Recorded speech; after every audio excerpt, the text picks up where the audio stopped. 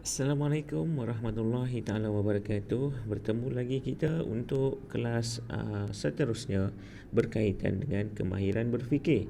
Okey, kemahiran berfikir ini untuk pelajar-pelajar harus untuk mengembangkan lagi teknik dan kaedah dalam kita nak menyampaikan sesuatu idea.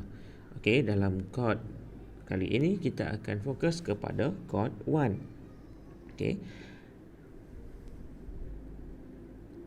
Dalam kod 1 ini, kita akan bincangkan aspek-aspek berikut. Pertama, pengenalan, latar belakang bagi kita melihat siapakah yang menentukan ataupun mencipta kod ini.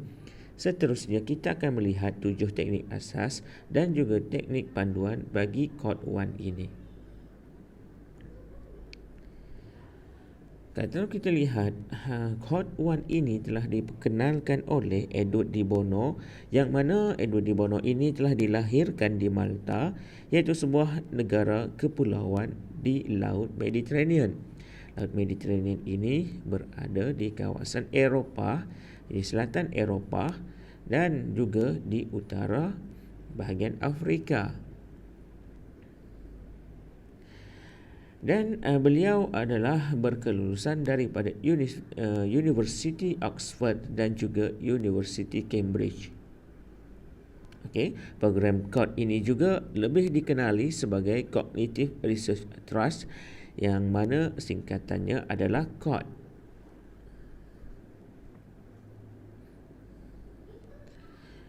Okey, kita lihat pula bahagian-bahagian di dalam kod. Kalau ikutkan kod, ada 6 kod. Kod yang pertama adalah keluasan persepsi. Kod 2 adalah organisasi proses berfikir. Kod 3 interaksi, argument dan pemikiran kritis. Kod 4 pemikiran kreatif. Kod 5 maklumat dan perasaan. Serta kod yang terakhir, kod 6 adalah tindakan. Jadi hari ini saya akan fokus kepada kod 1. Terdapat 7 teknik asas dalam teknik paduan bagi kod 1. Jadi pada 7 teknik asas dan 3 teknik paduan ataupun operasi. Okey. Kita lihat rajah ini. Okey. 3 ini adalah merupakan operasi. Maksudnya dalam operasi ini kita hendaklah menggunakan alat-alat tersebut. Contohnya, dalam mencipta peraturan baru ataupun rules, kita perlu menggunakan 2 alat ini, iaitu PMI dan juga CAF. Dan kita tambahkan satu lagi, OPV. Ini adalah untuk keluasan persepsi ataupun pandangan orang lain. Dalam membuat perancangan pula, kita hendaklah menggunakan 4 alat yang digabungkan dengan peraturan baru tadi, iaitu PMI, CAF, CNS dan juga AGO serta OPV. Dan dalam membuat keputusan, kita perlu mencipta ataupun menggunakan kesemua alat-alat tadi. Tapi kita fokus kepada FIP dan juga APC.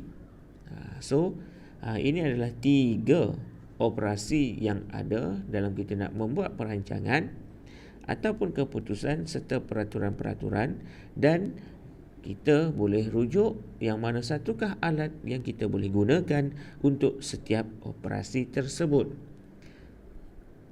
Jadi kita lihat satu persatu operasi tersebut.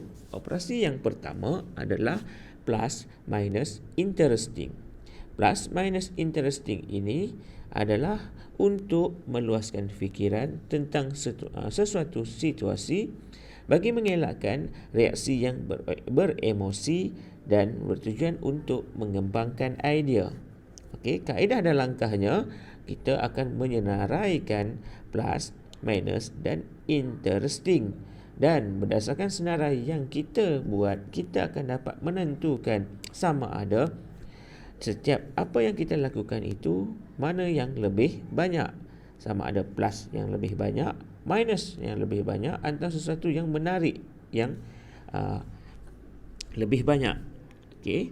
So P itu adalah menenaraikan semua yang baik-baik. Minus pula kita akan menenaraikan semua yang perkara yang buruk ataupun perkara yang negatif. I itu adalah sesuatu yang menarik. Contohnya, kita boleh gunakan contoh komputer menggantikan guru dalam sekolah. Maksudnya tak ada guru masuk dalam kelas. Apakah plus, apakah minus dan interestingnya? Okay, so kita boleh senaraikan, dan kemudian daripada senarai itu kita akan dapat untuk membuat peraturan yang lebih baik. Contoh lain kita lihat, kereta direka supaya boleh terbang semasa jalan raya sesak. So apakah plus, apakah minus, apakah interesting? Okay, so ini adalah alat yang pertama. Alat yang kedua ialah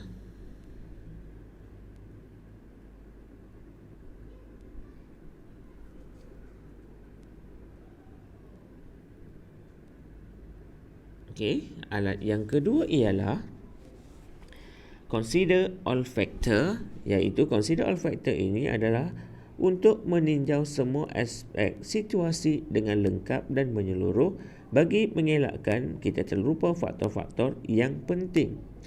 So, dalam komponen kod ini, CF ini, kita boleh menyenaraikan semua faktor yang berkaitan dan mempertimbangkan setiap faktor-faktor tersebut, dan selepas itu apakah keputusan selepas pertimbangan yang sewajarnya kita buat.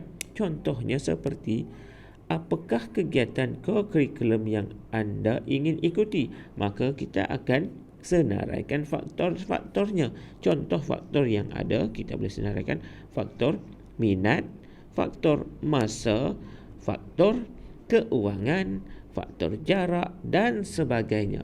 Dan apabila kita senaraikan faktor-faktor tersebut, kita akan dapat melihat apakah keputusan yang harus kita buat. Okey. Seterusnya, komponen yang ketiga adalah consequences and sequel, ataupun kesan dan akibat. Tujuan alat berfikir ini adalah untuk menjangka apa yang akan berlaku selepas sesuatu cadangan dijalankan. Malah kita juga akan meramal kesan dan juga akibat bagi keputusan tersebut. Okey.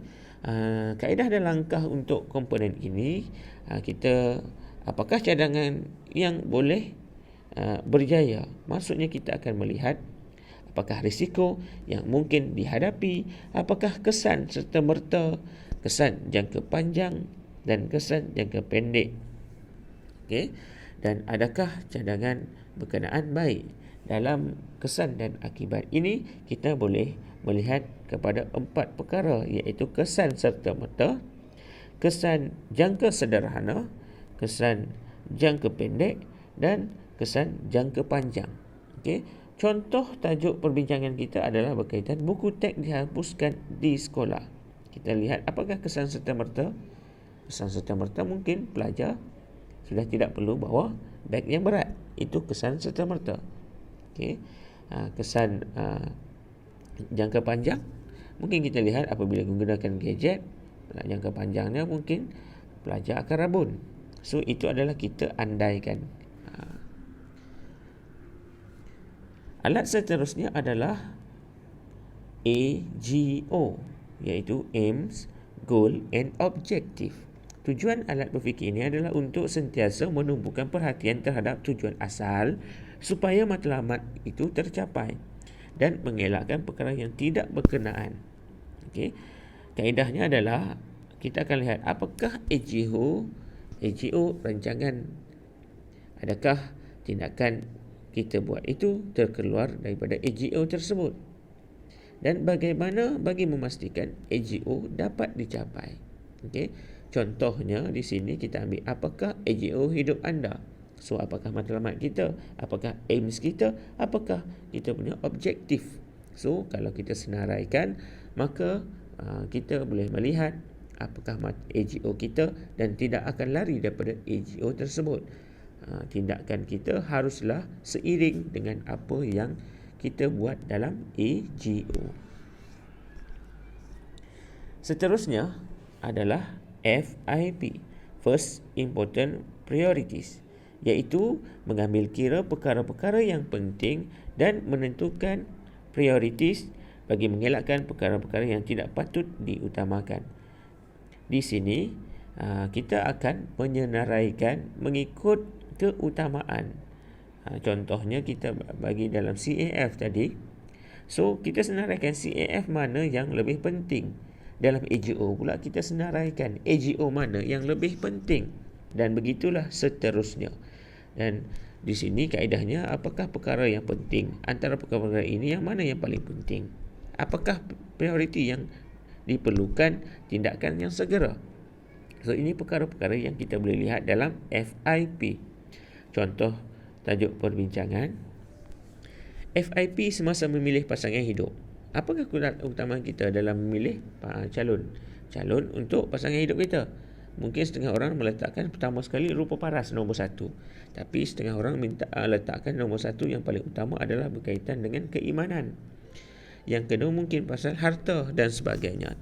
Bergantung kepada kita sendiri. Seterusnya adalah alat yang keenam adalah APC, Alternative Possibilities and Choice.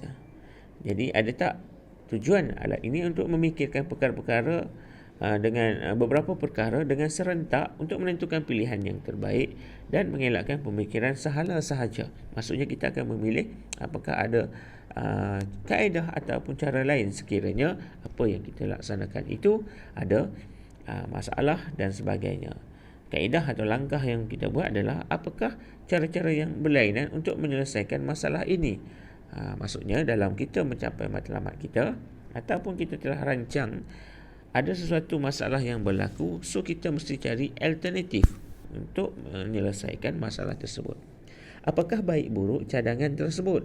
Kita melihat, timbang apakah baik buruknya dan yang manakah cadangan yang paling baik. So kita lihat FIP dia pula. Contoh tajuk perbincangan, bagaimanakah memilih ketua kumpulan sedangkan ahli-ahli masih tidak mengenali antara satu sama lain. Jadi apakah alternatifnya, apakah possibility dan juga choices yang kita boleh buat. So kita boleh senaraikan. Dan seterusnya, kita lihat pula alat yang terakhir. Alat yang ketujuh ini iaitu OPV. OPV itu kalau ini yang keenam tadi.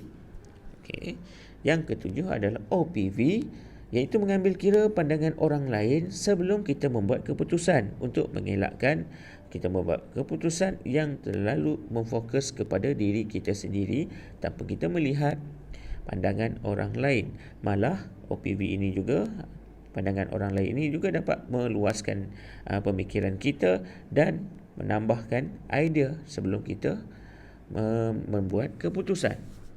Kaedah atau langkah yang kita buat adalah apakah idea diri akan mempengaruhi orang lain.